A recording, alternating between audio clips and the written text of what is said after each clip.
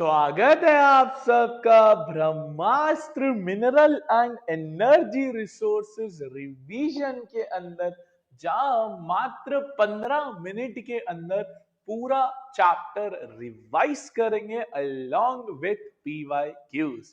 तो चलिए शुरू करते हैं।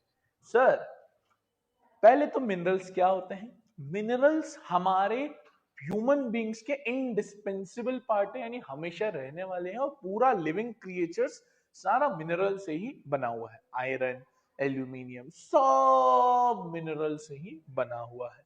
तो मिनरल्स बेसिकली एक तो डिफाइनेबल इंटरनल स्ट्रक्चर होता है, नेचुरली मिलते हैं। आर्टिफिशियली बना सकते हैं बट नेचुरली मिले जाते हैं, जो अच्छे कहलाते हैं। अब एक क्वेश्चन आएगा, VIMP क्वेश्चन है भाई, मार्क करो सबसे VIMP क्वेश्चन, और लिखो कि ये CBSE 2025 में आ रहा है, 26 में आ रहा है।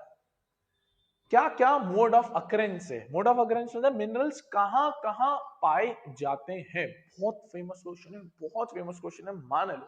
पहले इग्नियस और मेटामॉर्फिक रॉक्स के अंदर ये स्मॉलर क्वांटिटीज में मिलते हैं तो वेन्स, लार्जर क्वांटिटीज में मिलते हैं तो लोड्स। मिलते कैसे? क्रैक्स, क्रेविक्स, फॉल्ट्स, जॉइंट्स, जो छोटे छोटे छेद हो जाते हैं, रॉक्स आ जाती है, उसमें क्रैक आ जाता है, उसके बीच में आपको ये मिनरल्स मिलते हैं।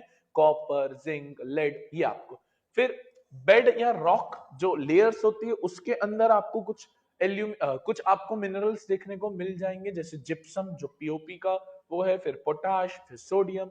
फिर सरफेस रॉक के डिकम्पोजिशन पे जो बच जाता है, रेसिड्यू बच जाता है, कॉन्स्टिट्यूएंट बच जाता है उसके अंदर, जैसे बॉक्साइट जो एल्यूमिनियम का ओर है। कुछ आपको प्लेसर डिपॉजिट्स जो एल्यूवियल सॉइल होता है उसके बॉटम पे मिल जाएंगे, जो हिमालयन रीजन है उसके बॉटम पे मिल जाएंगे, जिसको placer deposit. Gold, silver, tin, platinum. Ocean waters में आपको मिनरल्स मिल जाएंगे, चाहे वो आपकी सॉल्ट हो, सोडियम हो, क्लोरीन हो, ये सारे आपको मिल जाएंगे, मैग्नीशियम, ब्रोमीन। अच्छा, अब अगर हम मिनरल्स की बात करें तो बहुत तरह के मिनरल्स हैं। जो मिनरल्स है पहले उनको नॉन मेटेलिक और मेटेलिक में बांटा जाता है। नॉन मेटेलिक में mica, slate, potash, sulphur, granite, limestone, marble, sandstone, ये सारे होते हैं। मेटेलिक में 3 होते हैं, ferrous, non ferrous, precious. Precious मतलब गोल्ड, सिल्वर। फेरस मतलब जिसमें आयरन कंटेंट ज्यादा है। नॉन फेरस मतलब जिसमें आयरन कंटेंट कम है। अब अगर आप देखोगे, सबसे पहले हम बात करते हैं फेरस, जिसमें आयरन सबसे ज्यादा है। जो पहला ये आयरन का ओर सबसे मेन, क्योंकि आयरन हमने पढ़ा है मैन्युफैक्चरिंग में बेसिक इंडस्ट्री होती है, तो उसका ओर तो सबसे ज्यादा इंपॉर्टेंट हो जाएगा। कहाँ मिलता है सर? झारखंड जैसे एरियाज में सबसे ज्यादा मिलता है, और ईस्टर्न मध्य प्रदेश में सबसे ज्यादा देखने को मिल जाएगा। जैसे मैंने बोला, बेसिक है और बैकबोन कहलाता है। मैग्नेटाइट फाइनास्ट ओर है, जिसके अंदर 70% तक आयरन का आपको कंटेंट देखने को मिल जाएगा।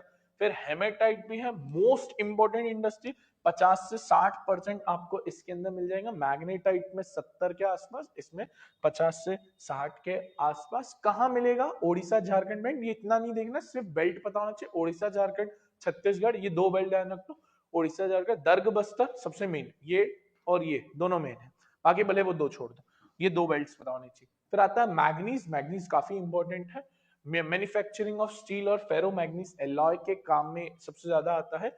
इवन ब्लीचिंग पाउडर के भी काम में आता है। और ये दिया हुआ है, सबसे ज्यादा प्रोडक्शन कौन कर रहा है? MP। पिछले साल का MCQ था कि मैग्नीज का सबसे बड़ा प्रोडक्शन हाउस किसके पास है, तो MP, followed by Maharashtra, followed by Odisha, followed by Karnataka. तो MP, Maharashtra, Odisha, Karnataka, MP, Maharashtra, Odisha, Karnataka. Manganese के बाद आते हैं नॉन फेरस मिनरल, जिसमें आयरन ना के बराबर होता है। कॉपर, आपको पता होगा, डक्टाइल वायर्स की यूज आता है, गुड कंडक्टर ऑफ इलेक्ट्रिसिटी। तो ये कहां मिलेगा? Balaghat mines of Madhya Pradesh. ये ध्यान रखना, बालाघाट इंपॉर्टेंट है MCQ का क्वेश्चन। जैसे मैंने बोला, इलेक्ट्रिक केबल्स के अंदर सबसे ज्यादा use. Bauxite which is the ore of aluminium. किसका ओर होता है? Aluminium. Aluminium aircraft industry, light resistant manufacturing के अंदर पड़ा, वहां आपको सबसे ज्यादा देखने को मिल जाएगा। कहां सबसे ज्यादा? अमरकंटक हिल्स, मध्य प्रदेश के अंदर अमरकंटक हिल्स आपको देखने को मिल जाएगी। फिर आती है नॉन मेटेलिक मिनरल्स, जिसमें मेटल है ही नहीं। मिका, मिका, मिका, मिका तो थिन शीट्स में अच्छा खासा स्प्रेड हो जाता है, और इसकी डाई इलेक्ट्रिक सेंस सबसे अच्छी रहती है। कहाँ मिलेगी? नॉर्दर्न एज, झारखंड, छोटा नागपुर प्लेट्यू, यहाँ तरफ आपको देखने को मिल जाएगा। लाइमस्टोन, CaCO3, साइंस में हम बहुत कॉमनली पढ़ चुके हैं। जनरली सीमेंट इंडस्ट्री हो गया, व्हाइट वॉशिंग इंडस्ट्री हो गया, लाइमस्टोन वहां सबसे ज्यादा देखने को मिलता है। ये कैल्शियम कार्बोनेट, कैल्शियम वगैरह। फिर आप देखोगे इनको कंजर्व करने की क्या जरूरत है सर, बहुत जरूरत है, क्योंकि अगर मिनरल्स नहीं होंगे तो इंडस्ट्रीज नहीं बन पाएगी, इंडस्ट्रीज नहीं होगी तो हमारे घर, आयरन, घर बार, सीमेंट, ये सब कैसे होगा।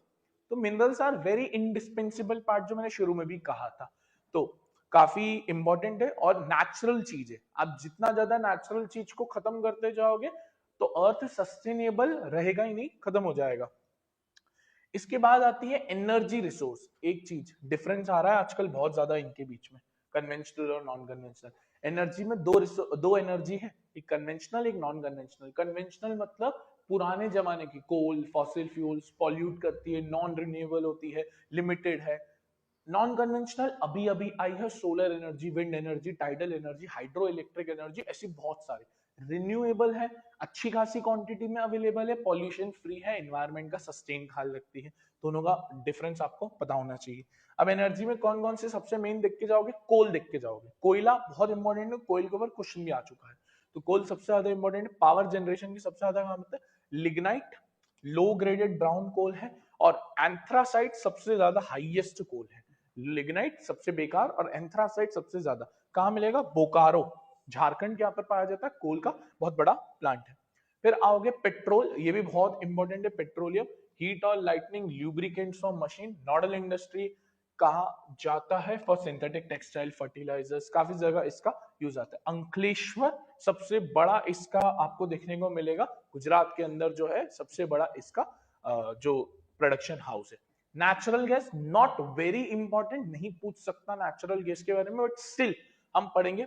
PNG natural gases emerging as a perfect, CNG compressed natural gas आपको पता है और काफी ज्यादा यूज आ रही है। कहां पर मेन लाइन है, एमसीक्यू का पूछना, हजीरा, विजय, जगदीशपुर, ये इंपॉर्टेंट है, ये जल्दी से करके जाना। हजीरा बहुत आया है, बहुत आया, मैं कह रहा हूं नेचुरल गैस।